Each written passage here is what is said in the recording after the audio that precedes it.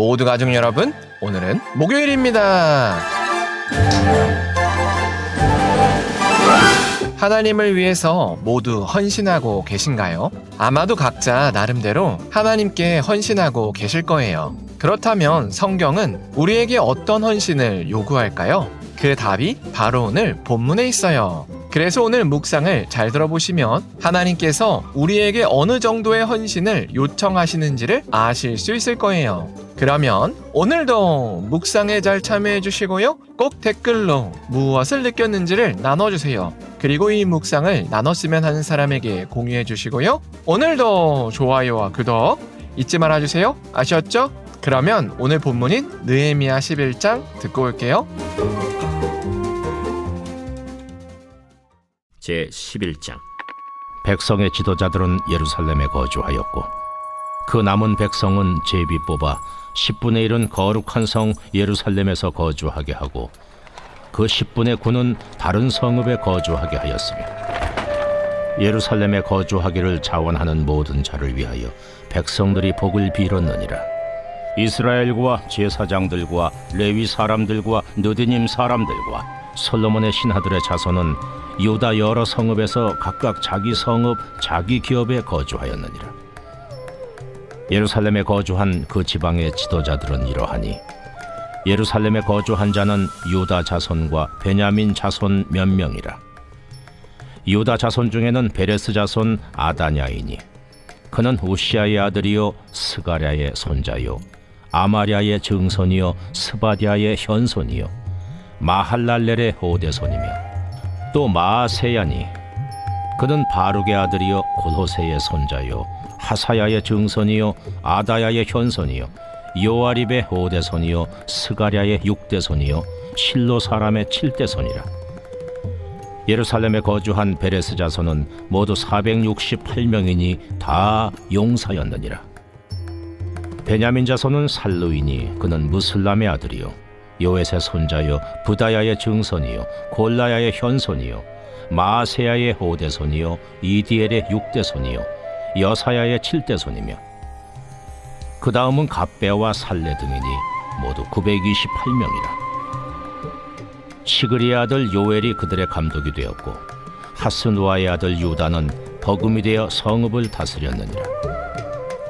제사장 중에는 요아립의 아들 여다야와 야긴이며 또 하나님의 전을 맡은 자 스라야이니 그는 힐기야의 아들이요 무슬람의 손자요 사독의 증손이요 무라요의 현손이요 아히두베의 오대손이며 또 전에서 일하는 그들의 형제니 모두 822명이요 또 아다야이니 그는 여로함의 아들이요 불라야의 손자요 암시의 증손이요 스가라의 현손이요 바스훌의 오대손이요 말기야의 육대손이며 또 그 형제의 족장된 자이니 모두 242명이요 또 아마세이니 그는 아사렐의 아들이요 아흐세의 손자요 무실레못의 증손이요 임멜의 현손이며 또 그들의 형제의 큰 용사들이니 모두 128명이라. 하그돌림의 아들 삽디엘이 그들의 감독이 되었느니라. 레위 사람 중에는 스마야이니 그는 하습의 아들이요 아스리감의 손자요 하사비아의 증손이요 분니의 현손이며 또 레위 사람의 족장 삽부대와 요사바시니 그들은 하나님의 전 밭간일을 맡았고 또 아삽의 증손 삽디의 손자 미가의 아들 마따냐이니 그는 기도할 때에 감사하는 말씀을 인도하는 자가 되었고 형제 중에 박부갸가 버금이 되었으며 또 여두둔의 증손 갈랄의 손자 삼무아의 아들 압다니 거룩한 성의 레위 사람은 모두 284명이었느니라. 성 문지기는 악굽과 달몬과 그 형제이니 모두 172명이며 그 나머지 이스라엘 백성과 제사장과 레위 사람은 유다 모든 성읍에 흩어져 각각 자기 기업에 살았고 느디님 사람은 오벨에 거주하니 시하와 기스바가 그들의 책임자가 되었느니라.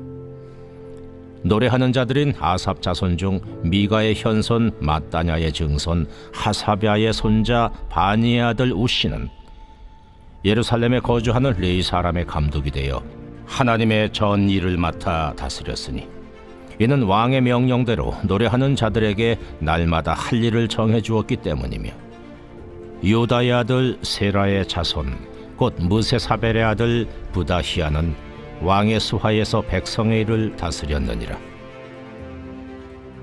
마을과 들로 말하면 유다 자손의 일부는 기럇 아르바와 그 주변 동네들과 디본과 그 주변 동네들과 여갑스엘과 그 마을들에 거주하며 또 예수아와 몰라다와 벳벨렉과 하살수알과 부엘세바와 그 주변 동네들에 거주하며 또 시글락과 무고나와 그 주변 동네들에 거주하며 또 에느림몬과 소라와 야르뭇에 거주하며 또 사노아와 아둘람과 그 마을들과 라기스와 그 들판과 아세가와 그 주변 동네들에 살았으니 그들은 부엘세바에서부터 흰놈의 골짜기까지 장막을 쳤으며 또 베냐민 자손은 게바에서부터 믹마스와 아야와 베델과 그 주변 동네들에 거주하며 아나돗과 놋과 아나냐와 하솔과 라마와 깃다임과 하딕과 스보임과 느발랏과 로드와 오노와 장인들의 골짜기에 거주하였으며 유다에 있던 레위 사람의 일부는 베냐민과 합하였느니라. 수룹바벨의 주도로 귀환한 이스라엘 공동체는 예루살렘에 성전을 지었습니다. 그러나 그때는 성전과 그 일대를 지켜줄 성벽이 없었습니다. 그래서 예루살렘은 늘 도적대의 표적이 됐습니다. 그래서 귀환한 이스라엘 공동체는 하나둘씩 예루살렘을 떠났습니다. 그러다 느헤미야가 와서 성벽을 52일 만에 지었습니다. 그 결과 예루살렘은 큰 성읍을 가지게 됐습니다. 그러나 여전히 성읍을 유지하기 위한 최소한의 주민이 없었습니다. 그래서 누군가는 하나님의 성전이 있는 예루살렘으로 이사를 와서 예루살렘을 발전시키는데 헌신해야 했습니다. 이건 정말로 말 그대로 헌신이었습니다. 왜냐하면 예루살렘 성에는 기본적인 인프라가 전혀 없었기 때문입니다. 그래서 간단하게 시장을 보려고 해도 성 밖에 다른 성읍으로 가야 하는 불편함이 있었을 겁니다. 그런데도 느헤미야는 총독의 지휘로 강제 이주를 실시하지 않았습니다. 오히려 백성들에게 영적인 각성을 먼저 요구했습니다. 그래서 초막절을 통해서 말씀 교육을 시켰습니다. 그리고 그달 24일에 대회개운동을 실시했습니다. 그렇게 영적으로 고양된 백성들에게 이제 느헤미야는 헌신을 촉구했습니다. 그러자 가장 먼저 백성의 지도자들이 헌신했습니다. 그리고 헌신할 의무는 없었지만 하나님께서 주신 마음으로 헌신하고자 하는 수많은 가정들이 일어났습니다. 그래서 그들이 예루살렘으로 이사를 왔습니다. 그 명단이 오늘 본문 3절에서 24절까지에 적혀 있습니다. 그리고 25절부터 36절은 예루살렘은 아니지만 예루살렘 인근 동네로 이사온 헌신자들의 명단입니다. 우리가 볼 때 이 이름들은 무의미하지만 이 이름들은 자신이 가진 모든 기득권을 버리고 험지로 간 명예로운 헌신자들의 명단이었습니다. 이처럼 어떤 공동체가 세워지기 위해서는 반드시 헌신자들이 필요합니다. 그리고 그런 헌신으로 지금의 나라와 교회가 세워졌습니다. 그런데 안타까운 것은 요즘은 시간이 갈수록 헌신자가 부족해집니다. 왜냐하면 헌신하지 않아도 살만한 세상이라고 여겨지기 때문입니다. 그러나 하나님은 여전히 하나님 나라를 위한 헌신자를 부르십니다. 왜냐하면 그래야 하나님의 나라가 이 땅에서 든든히 세워지기 때문입니다. 그래서 우리는 예수님께 받은 사랑과 진리로 하나님께서 우리를 부르신 가정과 직장과 교회에서 헌신해야 합니다.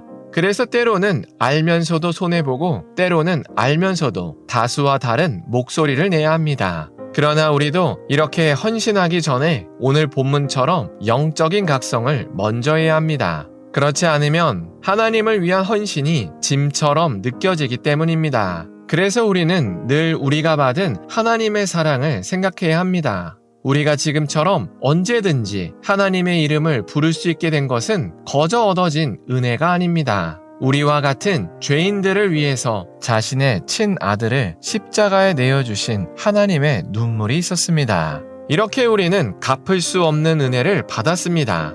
그래서 이제는 우리가 하나님께 헌신할 차례입니다. 그래서 우리가 오늘 하루를 살 때 우리 같은 죄인 중에 죄인을 살리신 하나님의 사랑을 곱씹었으면 좋겠습니다. 그래서 우리가 하나님을 위해서 어떤 헌신을 해야 할지를 기도하며 찾았으면 좋겠습니다. 기도하겠습니다. 사랑의 하나님, 폐허가 된 예루살렘을 복구하기 위해서 헌신자들의 이름이 기록된 것을 나눴습니다. 이처럼 하나님의 나라를 세우기 위해서 누군가는 헌신해야 하는 것을 고백합니다. 그래서 우리가 헌신하기에 앞서서 하나님께 어떤 사랑을 받았는지를 깨닫게 하여 주시옵소서. 그렇다면 우리가 하나님을 위해서 어떤 헌신을 해야 할지를 알게 하여 주시옵소서. 예수님의 이름으로 기도합니다. 아멘.